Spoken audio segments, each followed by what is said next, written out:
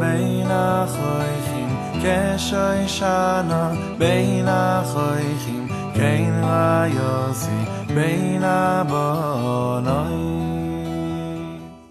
This year, my husband traveled for the first 3 weeks of August with our 3 older daughters to Canada to see his parents and to spend a few weeks at the family cottage on a lake that they have in Ontario. And I spent the first 3 weeks with my 2 younger children, with my 2-year-old, my 4-year-old, Moria and Yoel. So I think that, for most moms, I think summer vacation is a bit of a challenge. Because the kids are out of like their regular frameworks, and we have more work to do taking care of kids. But for me, because my husband was with the 3 older children, even though I had a lot of work to do with the 2 little kids, I was on sort of a relative mini vacation. So this past week, my husband came home with our older children.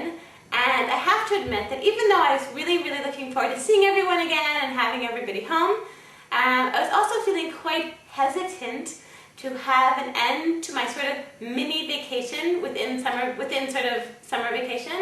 And it turned out that I was actually right to be hesitant, because the first day that everyone was home, and all of a sudden I went from being the mother of 2 children to being the mother of 5 children. All of a sudden, it was just overwhelming. Like, just all of a sudden, not having a moment of quiet and having, everyone wanted to talk to me and everyone needed me and everyone needed something. And all of a sudden, like, the house that I've been able to keep clean so easily all of a sudden was just instantly messy all the time. And it was a challenge. And so by the end of that day, when everyone finally went to sleep, then I sat down on this sofa. And I just felt like my brain was like fried. I was so exhausted, and I just felt emotionally like so overwhelmed. And I was just thinking, how can I do this? This is just too hard. Being a mother of 2 children, I was doing great. Mother of 5 children is just too difficult for me. I can't do it. I can't take care of this many people.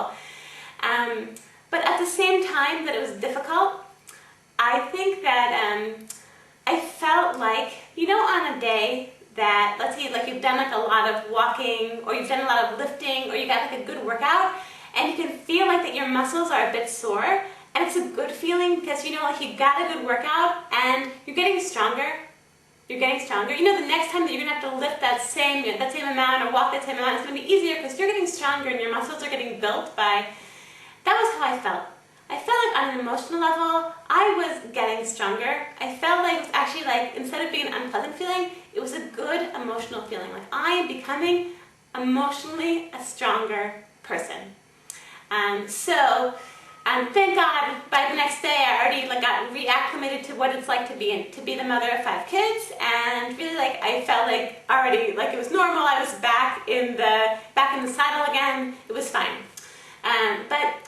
But I think the reason why I was able to feel the sort of overwhelming day as a positive thing rather than a negative thing was because recently I've just been rereading a book called Let's Face It by Rebbetzin Sipora Heller and Sarah Yocheved Rigler, which is in fact this month's JewishMom.com book of the month.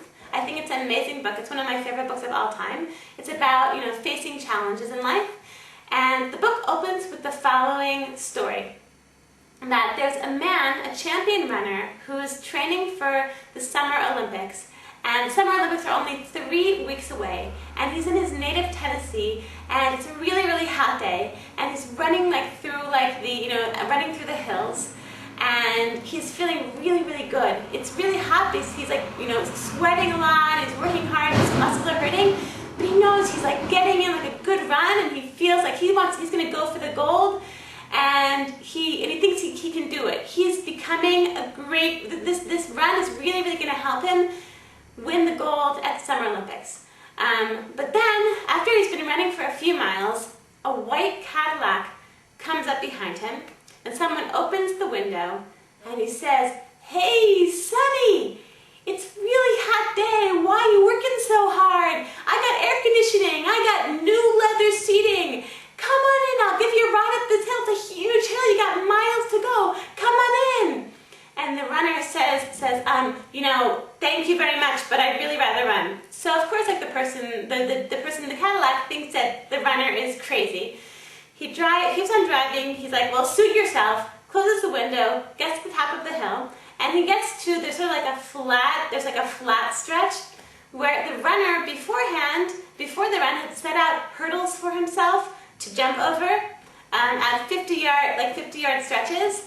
And so the Cadillac driver, of course, thinking he's helping out, he gathers up the hurdles and he puts them away. So when the runner gets to the top of the hill, he sees what the Cadillac driver has done. And the Cadillac driver just standing there with the hurdles, he says, hey, Sonny, I saw some person put out these hurdles. I thought it would make it even more difficult for you. So I was trying to help you out, so I took the hurdles away.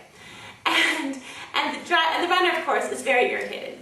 So what's the story? What's the story about? The story is about us.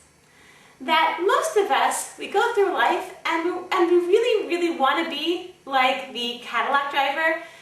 We want things to be comfortable and easy and, with an air conditioning and, we want to go through life like that.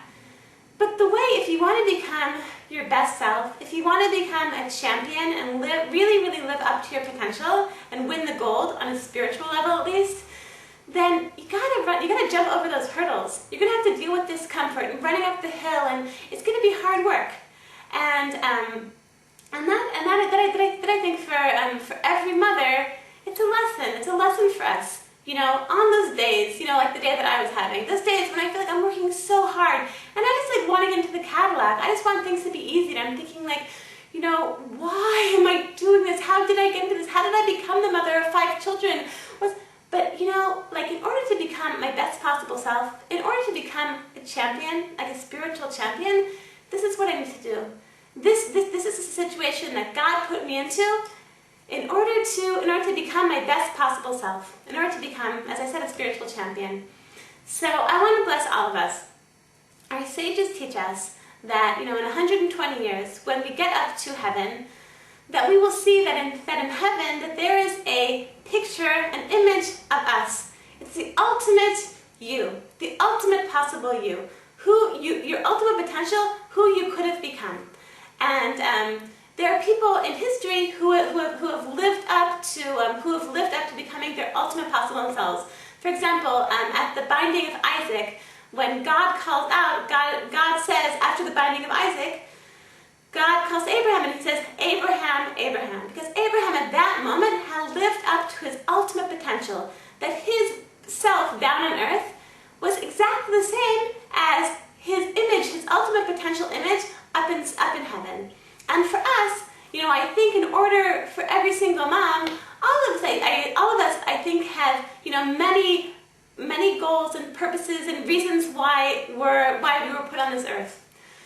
But because all of us are moms, then a big part, I think, of that ultimate goal and ultimate purpose that we have in life is to be the best moms possible and to run up those hills and to jump over those hurdles and to become, our best possible selves through motherhood.